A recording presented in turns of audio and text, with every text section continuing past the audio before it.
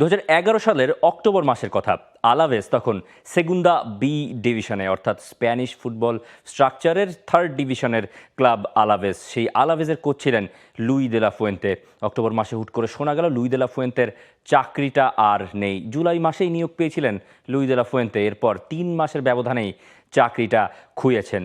এর পরের সময়টা অর্থাৎ 18 মাস তাকে কোনো ধরনের কোনো ফুটবলের আশেপাশে দেখা যায়নি। কেউ তাকে চাকরি দেয়নি, কেউ কোনো ক্লাব তার সাহায্যে এগিয়ে আসেনি। কিন্তু 2011 সালের ওই অক্টোবর মাসে তিনি যখন চাকরিচ্যুত হয়েছিলেন, তখন তার কোচিং ক্যারিয়ারের বয়স ছিল প্রায় 14 বছর। সেখান থেকে লুই দে লা ফুয়েন্তে এখন বিশ্বকাপের ফাইনালে আর্জেন্টিনার বিপক্ষে, ডিফেন্ডিং চ্যাম্পিয়নের বিপক্ষে ডাগ আউটে দাঁড়াবেন স্পেনের হয়ে। কি অদ্ভুত গল্প!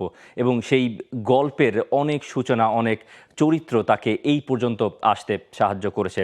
এবং তার ভেতর সবথেকে গুরুত্বপূর্ণ হয়তো তার পরিবার। কোলগেট ম্যাক্স ফ্রেশে আছে আইসি কুলিং ক্রিস্টালস, যা দেয় ম্যাক্সিমাম ফ্রেশনেস সহ কোলগেট ম্যাক্স ফ্রেশ। ওই যে 18 মাস তিনি চাকরি পাননি বা কোনো ফুটবল ক্লাবের সঙ্গে তার সম্পৃক্ততা ছিল না, সেই 18 মাস তার পাশে ছিল পরিবার।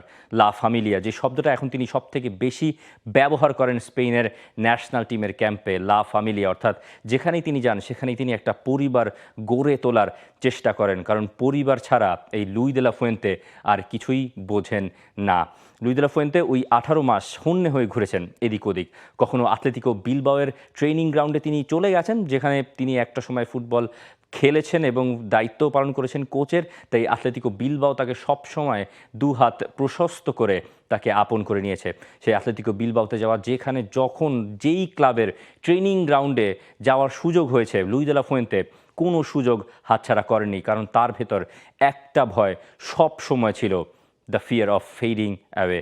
অর্থাৎ লুই দে লা ফুয়েন্তে ভয় পেতেন এবং এখনও পান হয়তো, যে কোনো মুহূর্তে হয়তো ফুটবল দুনিয়া বা ফুটবল বিশ্ব তাকে ভুলে যাবেন এবং ফুটবল থেকে তার সংযোগটা কেটে যাবে। কিন্তু লুই দে লা ফুয়েন্তে এতদিনে যেসব অর্জন করে ফেলেছেন, সেখানে হয়তো আর তাকে স্পেনের ফুটবল ফেডারেশন আর স্পেনের ফুটবল সমর্থকেরা আর কখনো ভুলতে পারবেন না।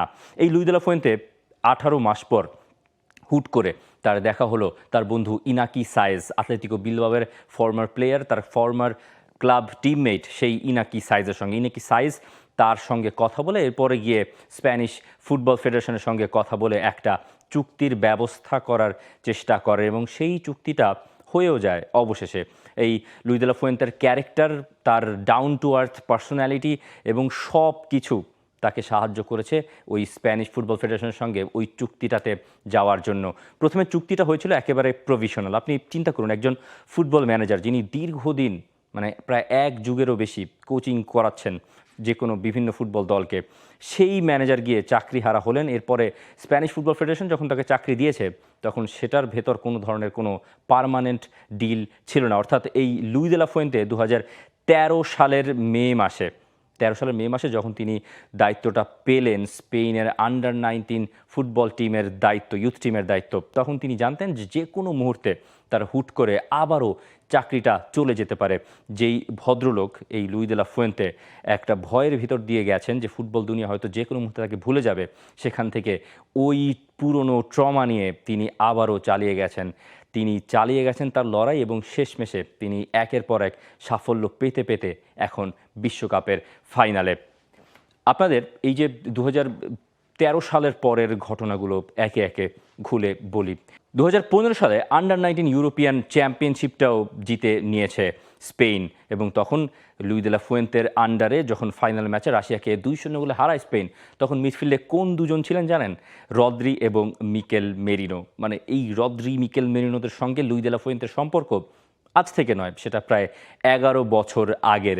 সেই আন্ডার-19 ইউরোপিয়ান চ্যাম্পিয়নশিপ 2015 থেকে শুরু, 2019-এ গিয়ে আন্ডার-21 ইউরোপিয়ান চ্যাম্পিয়নশিপ, আরও একটা ইউরো জেতা, বয়সভিত্তিক ইউরো তিনি জিতেছেন। সেখানে দানি ওলমো ছিলেন, উনাই সিমন ছিলেন, ফাবিয়ান রুইস ছিলেন, মিকেল ওয়ারজাবাল পর্যন্ত ছিলেন। এই স্পেন দলের যারা আছেন, যারা ফাইনালে খেলবেন লিওনেল মেসিদের বিপক্ষে, তাদের অনেকের সঙ্গে লুই দে লা ফুয়েন্তের বয়সভিত্তিক পর্যায়ে দীর্ঘদিন কাজ করার একটা বড় সড়ো অভিজ্ঞতা রয়েছে এবং এই ফুটবলাররা তাকে একেবারে গুরুর মতো মানেন এবং তার সব কথা শিরোধার্য হিসেবে গ্রহণ করেন। এরপর 2020 সালে সিলভার মেডেল টোকিও অলিম্পিক্সে, এরপর UEFA nations league senior men's টিমের দায়িত্ব ততদিনে লুই দে লা ফুয়েন্তে পেয়ে গেছেন। 2023-এ আর 2024-এ এসে সিনিয়র মেন্স টিমের সঙ্গে লামিন ইয়ামাল, নিকো উইলিয়ামসদের সঙ্গে ওই ইউরো জেতা, যে ইউরোটা জেতার পর এখন বিশ্বকাপের ফাইনালেও চলে এসছে এসপানিয়া বা স্পেন।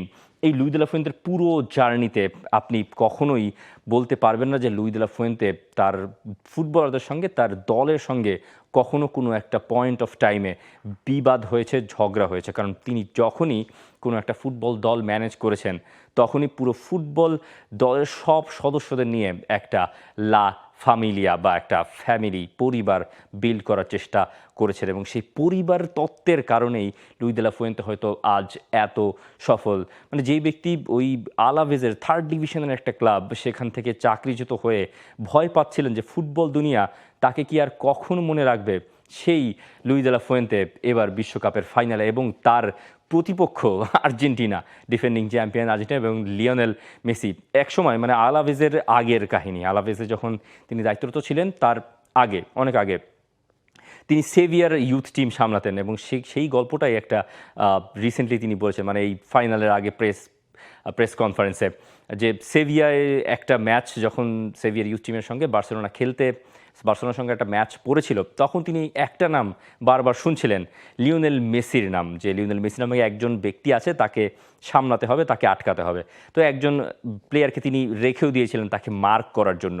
70 মিনিট অবধি তিনি লিওনেল মেসিকে আটকে রাখলেন। এরপর একটা ইয়েলো কার্ড তাকে দেখতে হলো, হুট করে তাকে বেঞ্চ করেও নিতে হলো লুই দে লা ফুয়েন্তেকে, যাতে একটা প্লেয়ার কম নিয়ে বাকি ম্যাচটা খেলতে না হয়। ঠিক বাকি সময়ে, মানে বাকি 15 মিনিটের ভেতরই লিওনেল মেসি এই লুই দে লা ফুয়েন্তেকে, মানে লুই দে লা ফুয়েন্তের ইয়াং সেভিয়া টিমকে 4টা গোল দিয়ে দেয়। মানে লুই দে লা ফুয়েন্তে জানেন তার জন্য কি অপেক্ষা করছেন, কিন্তু তিনি আরও অনেক কিছু জানেন যে স্পেনের শক্তি কোথায় এবং তার শক্তি কোথায়। এই লুই দে লা ফুয়েন্তের পার্সোনালিটি আপনাকে এমন একটা গল্প বলবে, হয়তো সেটা আপনি জানার জন্য খুব একটা প্রস্তুত না। মানে ফুটবলাররা, তার দলের ফুটবলাররা যতটুকু সময় না জিমে কাটায়, তার থেকে বেশি সময় এই লুই দে লা ফুয়েন্তে জিমে কাটাতে পছন্দ করেন।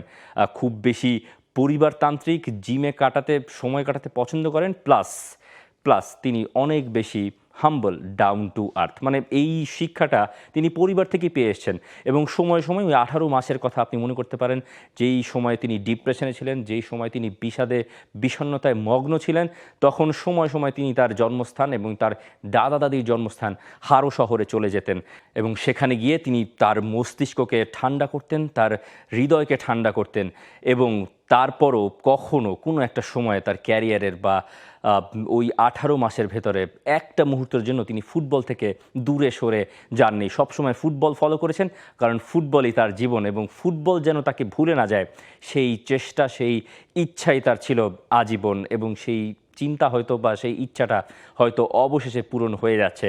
এবং এই স্পেনের ন্যাশনাল টিমের যে কোচিং ইউনিট আছে, সেখানে তার ছেলেও আছে একজন অ্যানালিস্ট হিসেবে, অ্যালবের্তো। সেই অ্যালবের্তো তার সঙ্গে কাজ করছেন। এই পুরো লা ফ্যামিলিয়ার একটা কমপ্লিট প্যাকেজ হয়তো আর্জেন্টিনাকে ফেস করতে হবে। এবং লুই দে লা ফুয়েন্তের এই যে মিকেল মেরিনো, রদ্রিদের সঙ্গে এত বছরের একটা সম্পর্ক, এবং এই শক্তিশালী স্কোয়াডের মোকাবিলাও করতে হবে আর্জেন্টিনাকে।